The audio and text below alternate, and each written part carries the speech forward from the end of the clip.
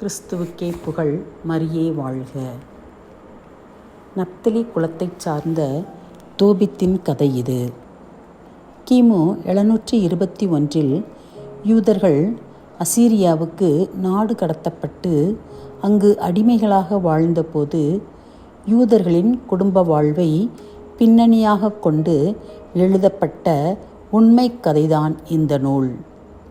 பல்வேறு துன்பங்களுக்கிடையே ஆண்டவர் மீது பற்றுறுதி கொண்டு வாழ்வோருக்கு கடவுள் கைமாறு அளித்து பாதுகாப்பார் என்பதே இக்கதையின் மையக் கருத்து. தோபித்து குடும்பம் பிற குடும்பங்களோடு திசிபேயிலிருந்து நினிவேவுக்கு நாடு கடத்தப்பட்டிருந்தது.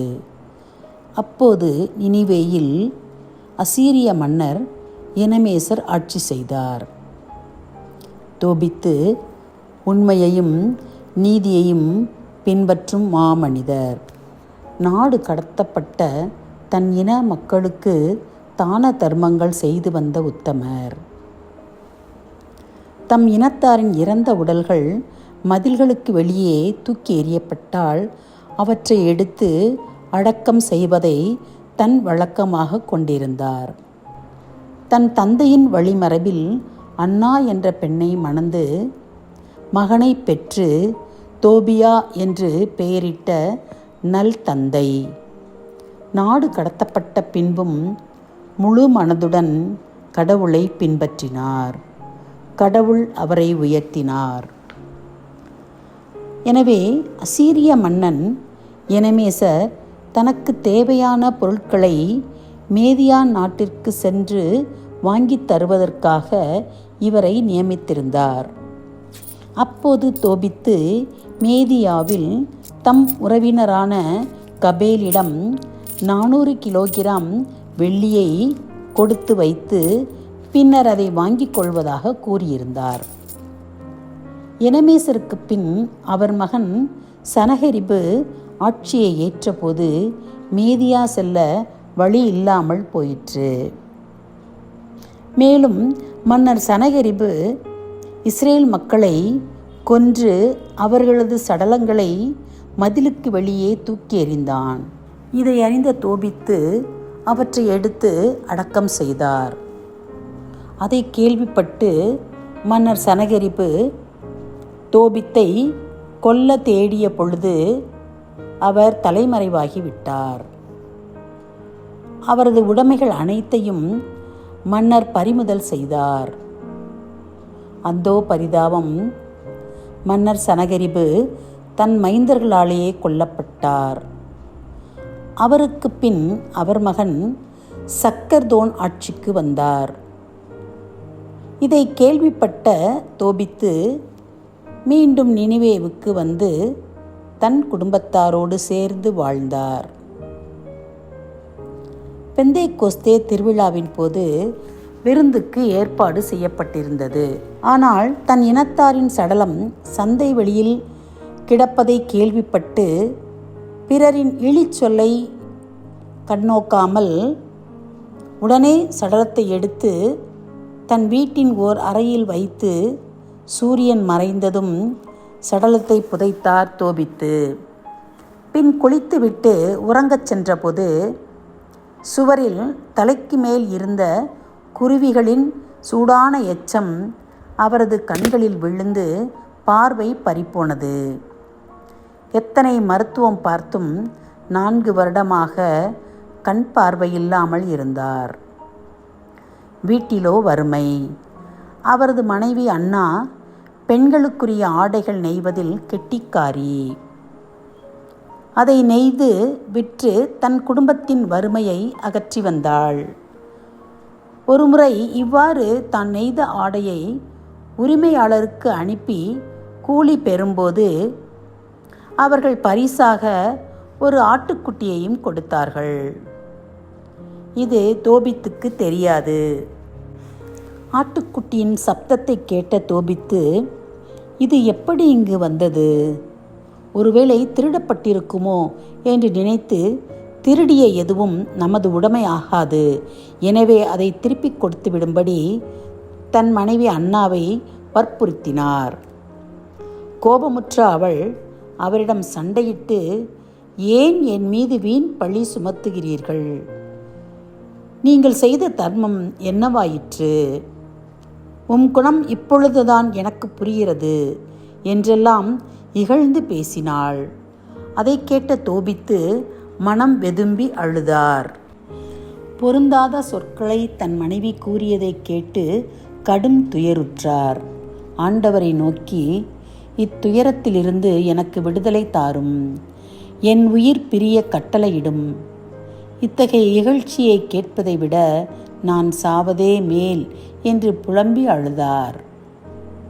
இது இவ்வாறு இருக்க, அதே நாளில் மேதியா நாட்டில் எக்பத்தானா நகரில் வசித்து வந்த ரகுவேலின் மகள் சாரா 7 ஆண்களை ஒருவர் பின் ஒருவராக திருமணம் செய்தும் 7வரும் அசுமதேயு என்னும் அழகையால் இறந்ததால் விதவையாகிவிட, அவளது பணிப்பெண் அவளை நோக்கி, நீயே உன் கணவர்களை கொன்றவள், நீயும் அவர்களுடனே போ, உன் மகளையோ மகனையோ என்றுமே நாங்கள் காண மாட்டோம் என்று கூறிய பழிப்புரையை கேட்டு மனம் நொந்து தூக்கிலிட்டு கொள்ளும் நோக்குடன் மாடி அறைக்குச் சென்று மீண்டும் சிந்தித்து, என் தந்தையை எல்லாரும் பழிப்பார்களே, எனவே நான் நாண்டு கொள்ள மாட்டேன், நான் சாகுமாறு இறைவனை மன்றாடுவேன் என்று கூறி இறைவனை நோக்கி உருக்கமாக ஜெபித்தாள். இருவர் மன்றாட்டும் ஒரே நாளில் இறைவனிடம் சென்றது. இறைவன் அவர்கள் மன்றாட்டை கேட்டருளினார்.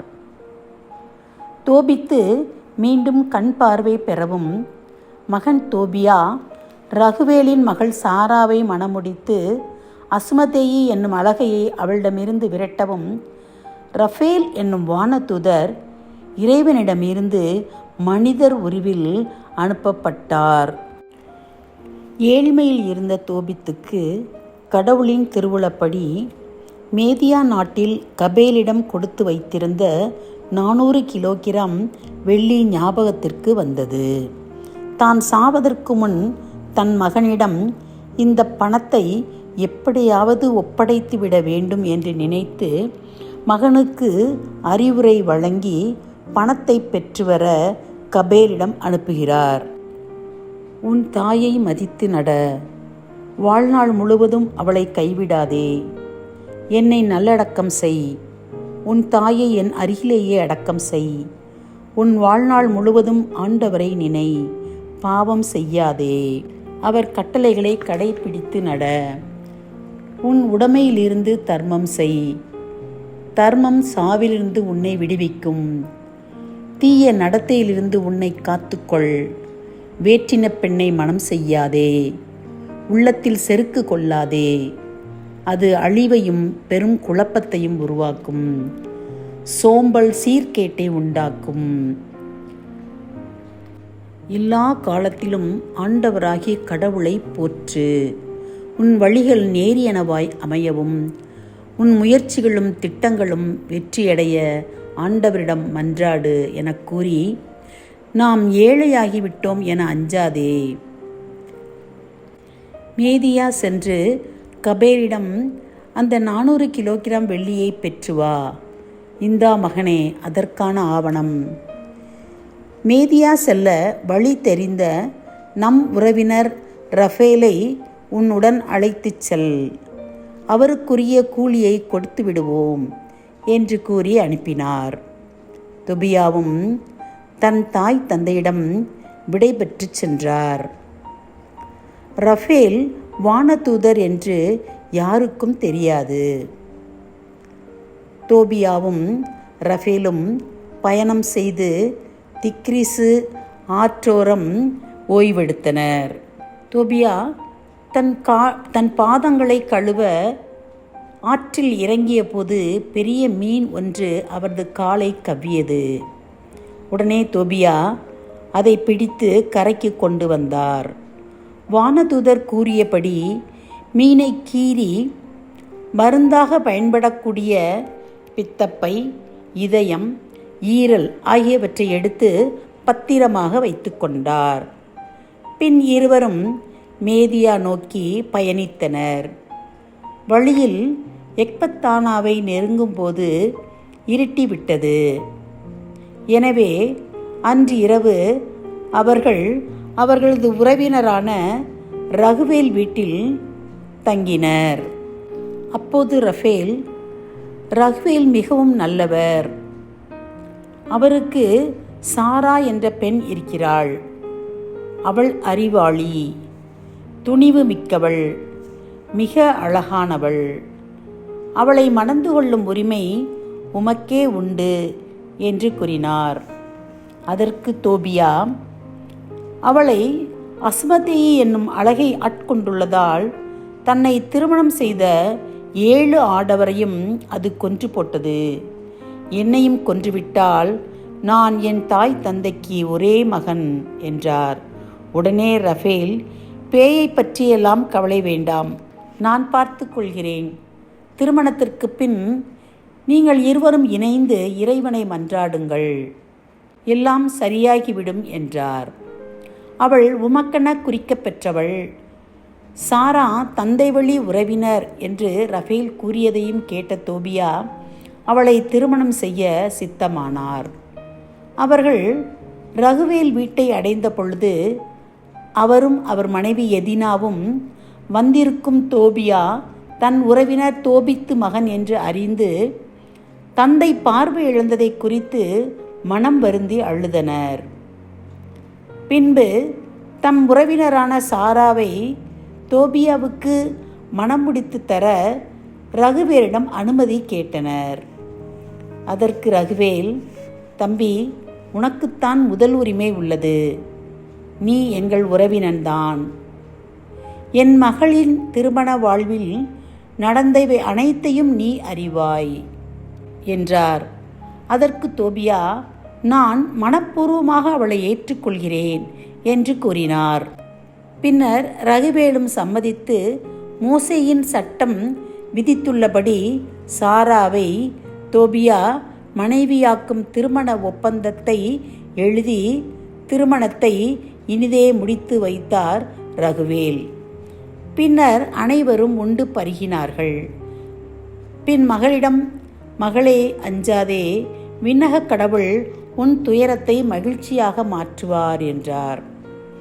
அன்று இரவு படுக்கை அறைக்குள் சென்ற தோபியா ரஃபேலின் சொற்களை நினைவு கூர்ந்து தான் வைத்திருந்த மீனின் ஈரலையும் இதயத்தையும் எடுத்து தூபத்திற்கான நெருப்பில் இட்டார்.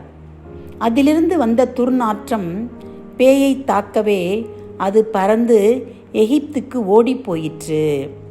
ரஃபேல் வானதூதர் அல்லவா, அவர் அதை விரட்டிச் சென்று அதை கட்டி விளங்கிட்டார்.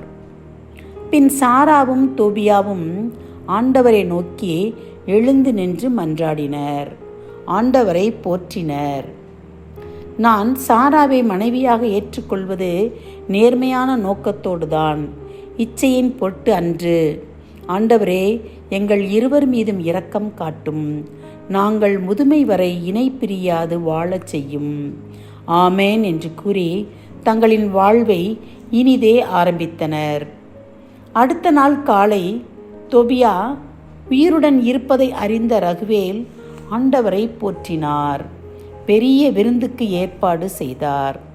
அங்கே 14 நாட்கள் தங்கியிருக்கச் செய்து தன் உடைமையில் பாதியை கொடுத்து, மகள் சாராவை உன் தந்தையின் வீட்டிற்கு அழைத்துச் செல் என்றார். ரஃபேல் மட்டும் மேதியா சென்று கபேலிடம் அந்த வெள்ளியை பெற்று வந்தார். தோபியாவும் சாராவும் ரகுவேலிடமும் எதினாவிடமும் விடை பெற்று மகிழ்ச்சியோடு நினிவே நோக்கி ரஃபேலுடன் பயணமானார்கள். நினிவே அடையும் முன் ரஃபேலும் தோபியாவும் மீனின் பித்தப்பையை எடுத்துக்கொண்டு முதலில் சென்றனர். அவர்களை பார்த்த அண்ணா தன் மகனை கட்டிப்பிடித்து கதற, அதை கேட்டு பார்வை இழந்த தோபித்து தட்டு தடுமாறி எழுந்து வெளியே வந்தார். தோபியா மீனின் பித்தப்பையை தன் தந்தையின் கண்களில் தேய்த்தார். அவர் கண்கள் ஒளி பெற்றன. உடனே அவர், மகனே, என் கண்ணின் ஒளியே, உன்னை பார்த்து விட்டேன் என்று கூறி கடவுளை போற்றினார். தொபியாவும் கடவுளை புகழ்ந்தார். பயணத்தை வெற்றியாக முடித்ததாகவும் கபேலிடம் பணத்தை பெற்றுவிட்டதாகவும் நம் உறவினர் ரகுவேலின் மகள் சாராவை மனம் புரிந்து கொண்டதாகவும் சாரா நினிவே வாயில் அருகே வந்து கொண்டிருப்பதாகவும் தோபியா கூறினார். தோபித்து மருமகளை காண வாயில் நோக்கி கடவுளை புகழ்ந்து கொண்டு செல்வதை நினிவே மக்கள் கண்டு வியந்தனர். மருமகளை வாழ்த்தி நலம், பேறு, மகிழ்ச்சி ஆகிய அனைத்தும் உன்னோடு வருக என்று வரவேற்றார். அது ஒரு இனிய நாளாக இருந்தது. பின்னர் தோபித்து ரஃபேலை அழைத்து, என் மகனின் பயணத்தில் துணையாகவும் சாராவை மருமகளாகவும் கபேலிடம் வெள்ளியை பெறுவதற்கு உதவியாகவும் தனக்கு கண் பார்வை கிடைத்ததற்காகவும் சம்பளத்தை பெற்றுக்கொண்டு நலமே சென்று வருக என்றார். அதற்கு ரஃபேல், கடவுளை புகழுங்கள், அவர் செய்த நன்மைகளை அறிக்கையிடுங்கள், நல்லதை செய்யுங்கள், தீமை உங்களை அணுகாது. நீரும் சாராவும் ஒரே நாளில் மன்றாடிய போது உங்கள் வேண்டுதல்களை ஆண்டவரின் மாட்சிமிகு திருமன் ஒப்படைத்த ரஃபேல் என்னும் வானதூதர் நானே என்று கூறி மறைந்தார். தோபித்தும் தோபியாவும் அச்சத்துடன் குப்புற விழுந்தனர். தோபித்து பார்வை திரும்ப பெற்ற பின் வளமாக வாழ்ந்து தர்மங்கள் பல புரிந்தார். கடவுளை போற்றுவதிலும் அவரது பெருமையை அறிக்கையிடுவதிலும் ஓயாது ஈடுபட்டிருந்தார். அவர் தான் இறக்கும் தருவாயில் தோபியாவை அழைத்து, மகனே, உன் பிள்ளைகளை அழைத்து கொண்டு மேதியா செல். நினிவே நகரம் அழிக்கப்படும் என்று இறைவாக்கினர் நாகும் வழியாக கடவுள் கூறிய வாக்கு நிறைவேறும் என்று நம்புகிறேன். மேதியா நாடு பாதுகாப்பாக இருக்கும். நேர்மையாக செயல்படுங்கள், தர்மங்கள் செய்யுங்கள், உங்கள் குழந்தைகளுக்கும் பயிற்சி அளியுங்கள். நினிவேயிலிருந்து புறப்படு, இங்கு தங்காதே, இங்கு அநீதி மலிந்துள்ளது. தர்மத்தினால் நன்மை வரும், அநீதியினால் தீமை வரும் என்று கூறி தனது 112வது வயதில் உயிர் நீத்தார். தோபித்து தன் தகப்பனையும் தாயையும் அருகருகே அடக்கம் செய்தார். பின் தன் மனைவியுடன் மேதியா நாட்டிற்கு சென்று தன் மாமனார் ரகுவேலுடன் எக்பத்தானாவில் வாழ்ந்தார். அவர்களையும் பேணி பாதுகாத்தார். தனது 117வது வயதில் இறந்தார். நினிவே அழிவை தன் கண்ணால் கண்டார். தர்மம் தலைகாக்கும், தக்க சமயத்தில் உயிர் காக்கும். தர்மத்தை பாவம் வெல்லாது. உறவினர்கள் நம்மை கைவிடக்கூடும், ஆனால் நாம் செய்த தர்மம் கூடவே வரும். எனவே தர்மம் செய்ய மறவாதீர்கள். எங்கே தர்மம் உள்ளதோ அங்கே அநீதி இராது. ஏழைகளுக்கு உதவி செய்யுங்கள். தாய் தந்தையை மதித்து நடங்கள். முதிர்ந்த வயதில் அவர்களுக்கு உதவி செய்யுங்கள். நன்றி, வணக்கம்.